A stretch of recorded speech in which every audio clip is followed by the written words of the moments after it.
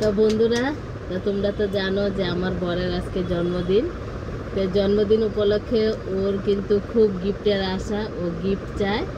তো ও গিফট চায়, এমন গিফট চায় যেটা আমাদের দেওয়ার মতো সামর্থ্য নেই। সত্যি কথা বলতে আমাদের মতো মানুষের সত্যিই সামর্থ্য নেই। আর কিছুদিন আগে আমার মেয়ের জন্মদিন গেছে, ওকেও আমি দিতে পারিনি কিছু।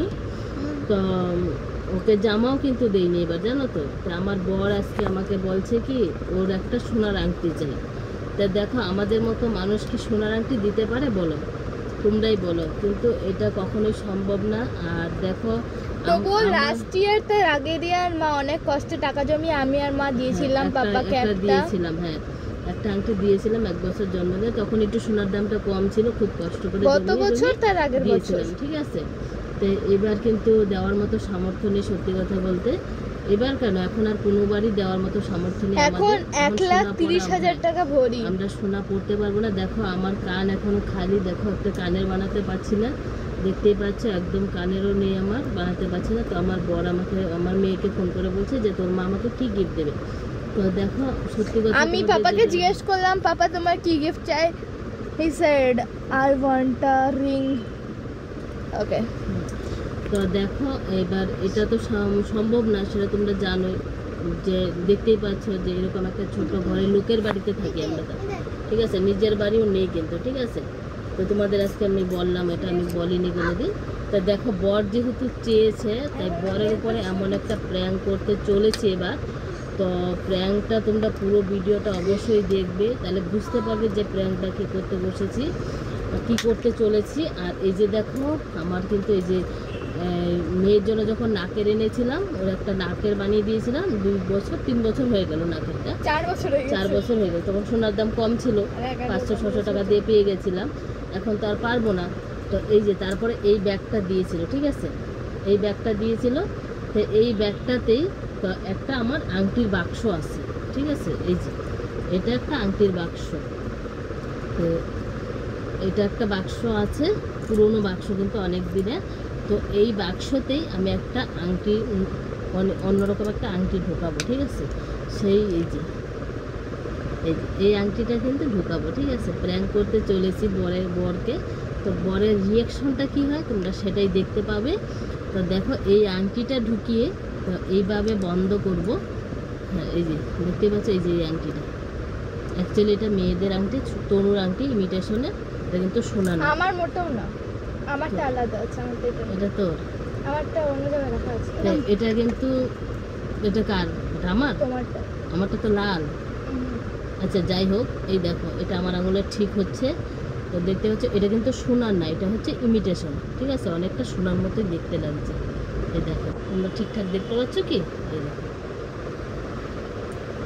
অনেকটাই সোনার মতো লাগছে, ঠিক আছে।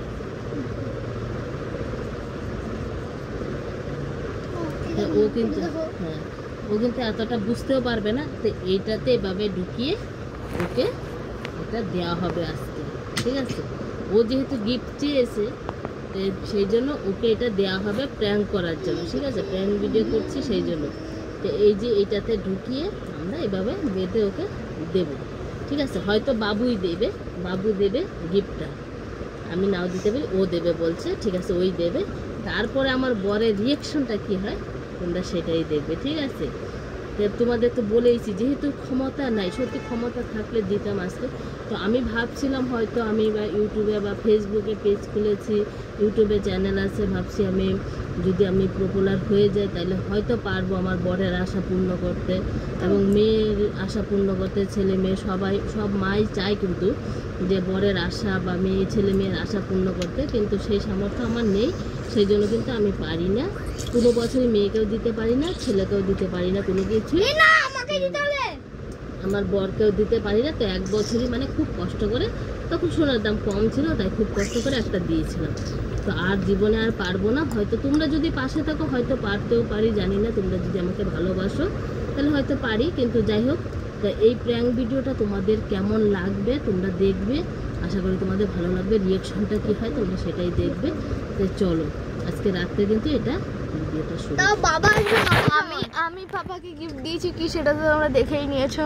আমার সরি আমার জন্য তো খুব বেশি গিফট পসিবল না আমার পক্ষে, তো আমি একটা কেক এনেছি, ঠিক আছে, যেটা আমার জন্মদিনে আনা হয়নি। আমার রাগ আছে এটার জন্য, আমি বলিও না কিছু, বাদ দাও। তো ঠিক আছে, কেকটা তোমরা দেখেই নিয়েছো। তো ওই কেকটা আমি পাপার জন্য এনেছি। আর ওই কেকের টাকা কোথায় পেয়েছি জানো?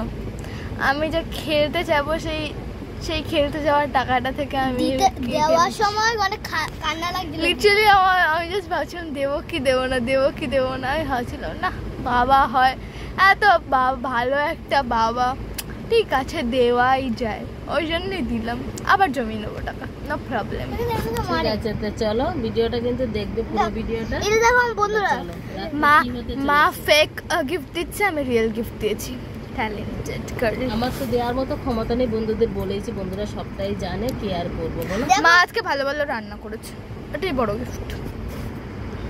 আমার একটা নোটটা দেখাই। তো চলো বন্ধুরা, এই দেখো, দেখতে থাকো প্র্যাঙ্কটা, বাবা আসুক তারপরে করছি। বন্ধুরা আমার বর কিন্তু কাজের থেকে এসে গেছে, আর এসে বাথরুমে ঢুকেছে স্নান করতে। তো বাথরুম থেকে আসলে পরে কিন্তু কেক কাটা হবে, ও কিন্তু জানে না কেক আনা হয়েছে। না জেনে গেছে। আমার যে গুণধর ভাই আছে, বাবাকে বলে দিয়েছে কেক এনেছি, বিরিয়ানি এনেছি, এগুলো বলে দিয়েছি। কেমন আচ্ছা যাই হোক, বলেছে যা হোক। আর গিফটটা যে প্ল্যান করছি, সে প্ল্যান ভিডিওটা দেখতে থাকো, মজাদার ভিডিও হতে চলেছে। রিয়াকশনটা কি দাঁড়ায়, ও তো গিফটের খুব শখ, তো দেখতে থাকো কি হয়। তো চলো আগে যাই, ওইদিকে আসবে, এখন কেকটা রেডি করে নিয়ে। তো চলো দেখা যাক বরের জন্য কি গিফট আছে। দিয়ে দে, হ্যাঁ দিয়ে দাও। বর গিফট করছিল খুব, তো দেখা যাক গিফট কি আছে। খোলা দেখি।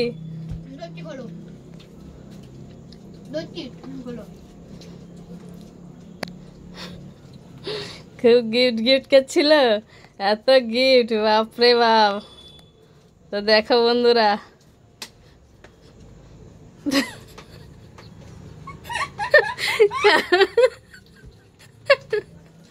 দেখুন বন্ধুরা,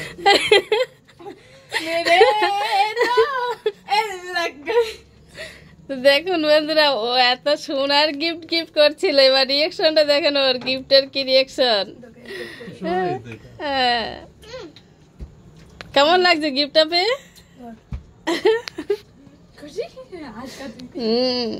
বাবু গিফটটা পেয়ে কেমন লাগছে?